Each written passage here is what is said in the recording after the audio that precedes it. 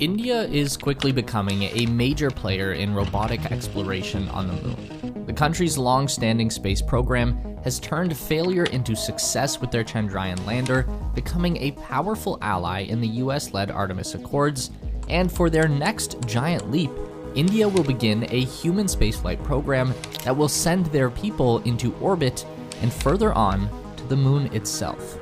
This is everything you need to know about the Indian space program. The successful touchdown of Chandrayaan-3 on the moon last year was the pivotal moment for India's space ambitions. It was also a major accomplishment for global lunar exploration. Having taken place amid many failed lunar landings, Chandrayaan-3 provided worldwide momentum for the moon, feeding into a modern frenzy of robotic explorers to the Earth's closest neighbor. Chandrayaan-3 also changed the perceptions of developed space powers about India's ability to explore space beyond Earth orbit. Paired with a new national space policy, the moon landing signaled the Indian government to let ISRO not only double down on lunar exploration, but go many steps further and develop a roadmap for human spaceflight that will converge with Chandrayaan at the moon. This was best highlighted by last year's announced national goal of sending an Indian to the moon by 2040. Now, to be clear, ISRO lacks the kind of resources for its space program that NASA and CNSA enjoy, with governmental Indian space funding being only a 10th to 20th of China and the US, and private funding for deep space exploration being nearly zero. Despite the many highs of 2023 for Indian space, the fiscal year 2024 to 2025 budget of $1.56 billion for the country's Department of Space, of which ISRO gets the major chunk, has essentially stayed flat, meaning India's progress towards these lofty robotic and crewed lunar goals will be gradual at best. Timelines of missions even in the near-term phase of the aforementioned roadmap should be taken about as seriously as those under NASA's Artemis program. Having said that, each milestone mission is interesting in itself for the space exploration abilities it unlocks for India and its partners.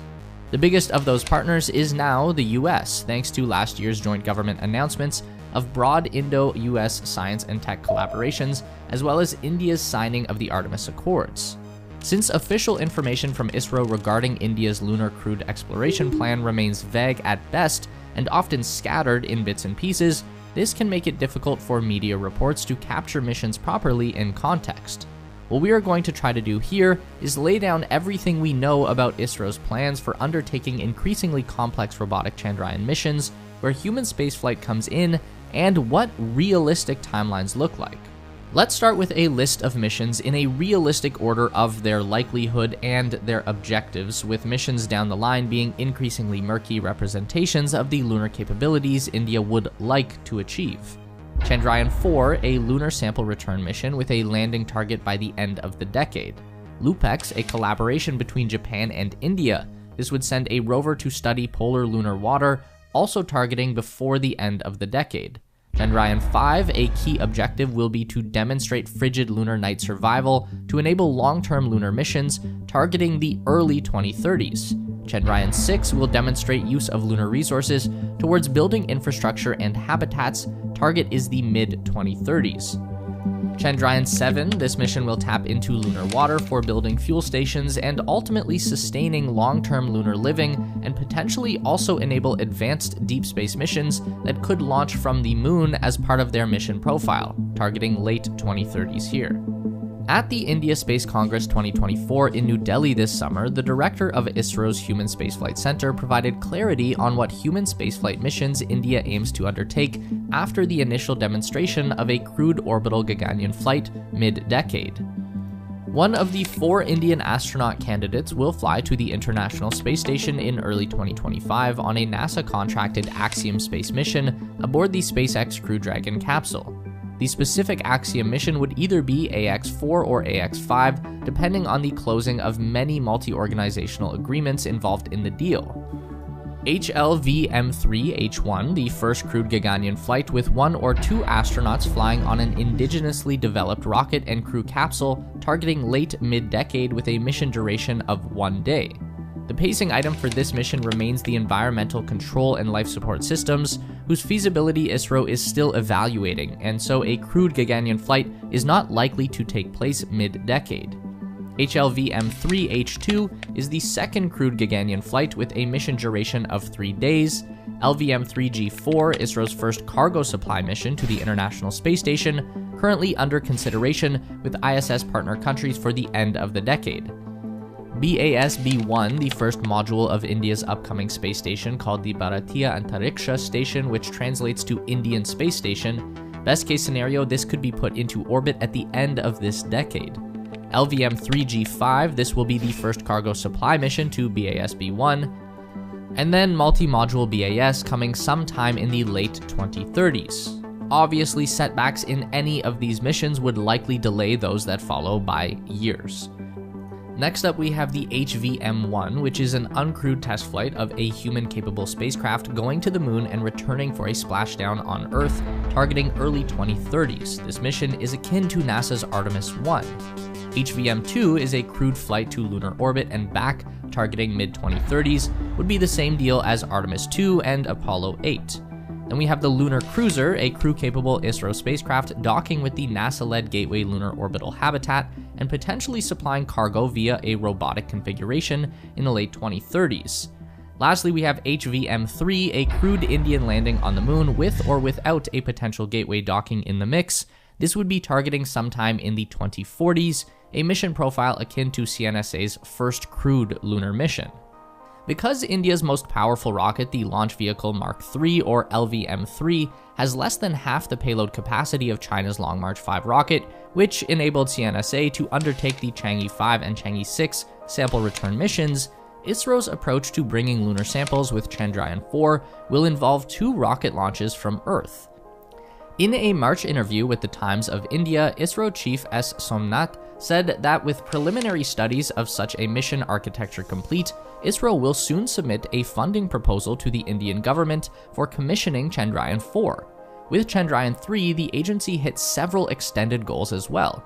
One of these was pulling the mission's propulsion module from lunar orbit to Earth orbit, thereby demonstrating a small but key capability that will be required to pull off a robotic sample return mission in the future. One of the most complex parts of Chandrayaan-4 would be remotely docking 2 or more robotic modules in lunar orbit, a feat only China has achieved so far. Leading up to this, ISRO will launch the approximately $14 million SPADE-X, or Space Docking Experiment mission, at the end of this year, although it's more likely to happen next year, wherein 2 spacecraft will practice docking in Earth orbit. This will cut down risk not only for Chandrayaan-4, but also for the Gaganyaan cargo flights to the International Space Station and India's BAS-B1 station module later this decade. Naturally, all these missions will feed into enabling ISRO to send humans to the moon, wherein large modules will need to safely dock with each other. India and Japan are collaborating on a lunar polar rover mission called LUPEX. The nominal 6-month mission comprises an ISRO-developed lander which will deliver a JAXA-built 350-kilogram rover to directly study the nature, abundance, and accessibility of water ice at the moon's south pole.